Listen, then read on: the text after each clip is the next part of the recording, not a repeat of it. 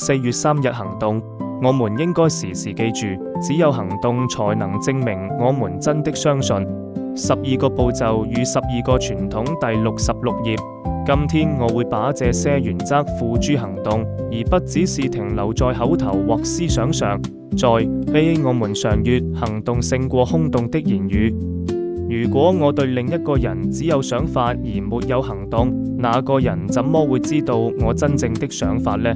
就算我的想法再好，就算我的出發點再正確，只有透過行動，別人才能感受到我的誠意。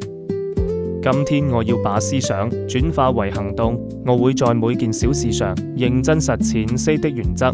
透過行動，我的信仰才會真實，我才會成長，也才能吸引別人來這裏去找他們想要的東西。